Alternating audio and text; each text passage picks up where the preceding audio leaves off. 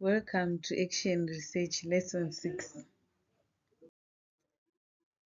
So for this lesson, we want to know how to identify a research gap. So the contents of this lesson, there is what is a research gap, the types of research gaps, methods to identify a research gap. So how do we define a research gap? So this one is an unanswered question or unresolved problem in a field which reflects a lack of existing research in that space. It can also exist even in fields where research has been done, but the findings of the studies pull in different directions, making it hard to draw from the conclusions.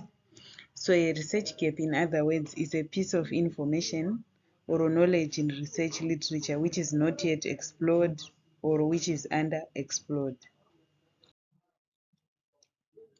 So here you can see the different types of definitions for research gap, which I took from a research article.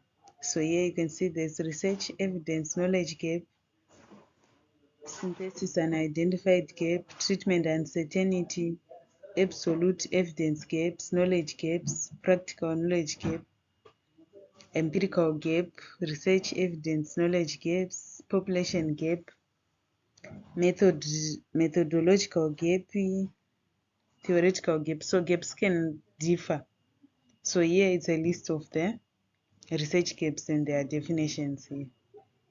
So if you have time, you can look at the PPT and you read slowly.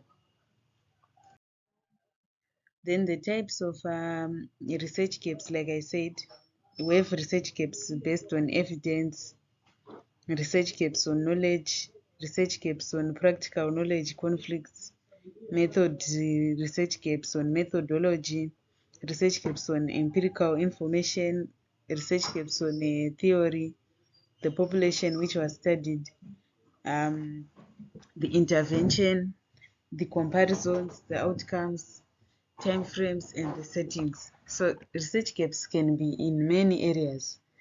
So these are just some of the areas, but don't limit yourself to this. You can still find a gap somewhere else. Okay, so we're going to explain the ones which are common.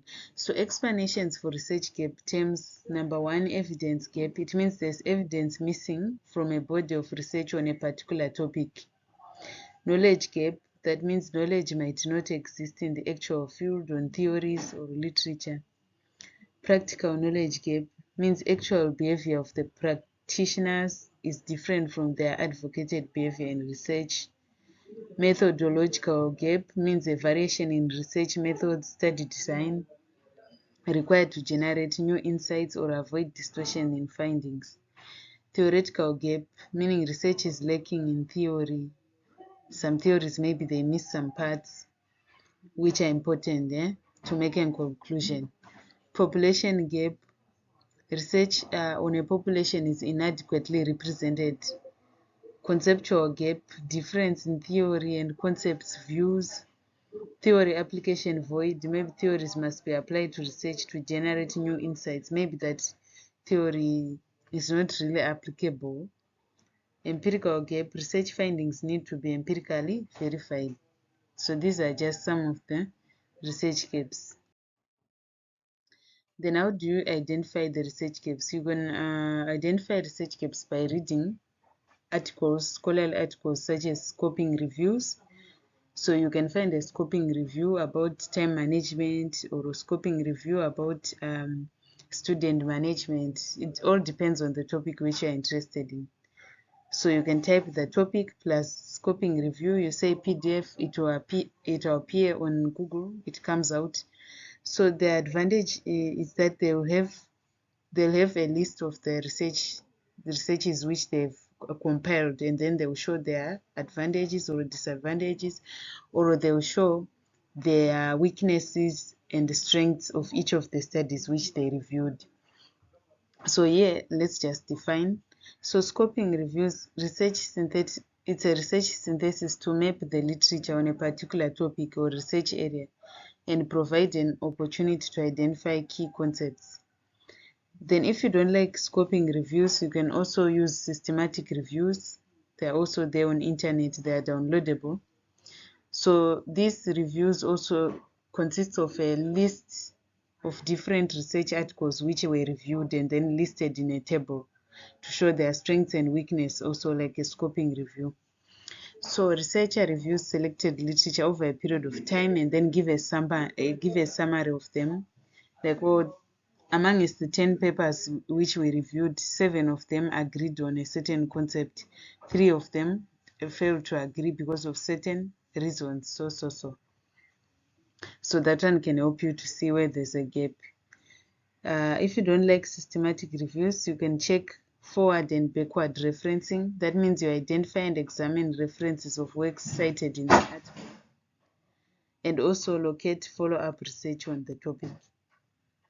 If you don't like that way, you can also check the future research and limitations of articles. So you can do a compilation of future research and limitations of different articles to systematically analyze. Remember, the scholarly article at the bottom is a conclusion, also future research, and the study limitations. So you can read also that in each scholarly article you can read that section of conclusion, future research, and limitation. It can also show you the area where there's a gap in research which needs to be investigated. Another way is problematization. You identify and challenge the assumptions underlying existing theories. So you can read certain theories and find areas where they are missing information. Content analysis. You can interpret to make inferences. So you can read a certain content in research and then you try to find where they are lacking information. Citation analysis. You can do citations of publications and you analyze to see if there are patterns which are missing or not missing. Meta-analysis. There are also some papers like systematic reviews, which are a list of studies which are written in a table and then mentioned, like 5 of them were agreeing, 5 of them were not agreeing. It's almost similar to those. So this one, it integrates the findings of previous studies through statistical analysis of literature.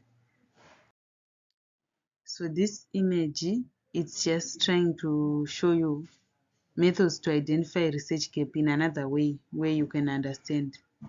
And each method is defined and given its purpose. So you can also refer this to the PPT, you read it slowly and get to know what it means.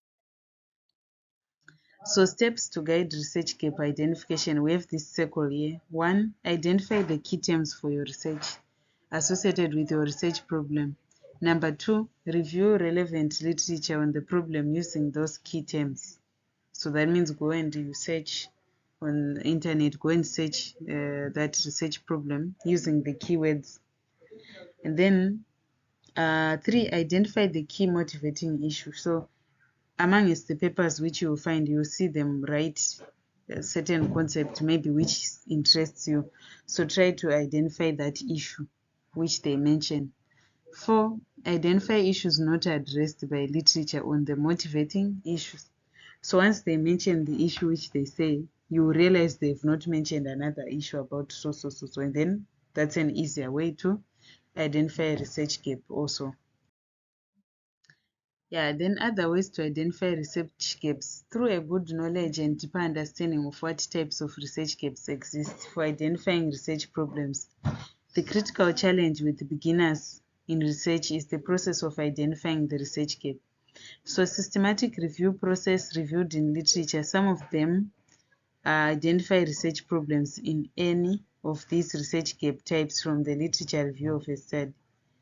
So you can do citation overview, systematic analysis, methodology, part of research paper, and eventually the discussion and future research directions can also be used by researcher to identify research gaps. So this is just talking about what we said earlier.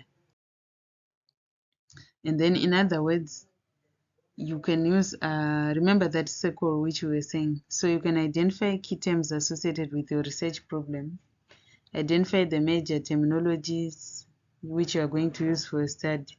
2, review relevant literature on the problem. using those key terms, you go and do literature search. After that, identify the key motivating issue. So that will be like the focus of the study on specific overarching researchable issues. This enables the researcher to avoid vagueness in the research area and then focus their resources on the main research problem. 4. Identify issues on the motivating issue not addressed in the literature. So the pieces of information lacking in the literature and the problems not adequately addressed in the literature must be identified at this final stage. So the issues can be theories, can be concepts, can be population, can be contradictions, right?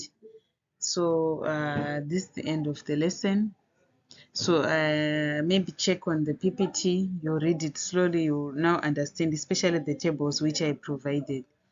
And then you also do the assignment. So thanks for listening. We meet on the next lesson.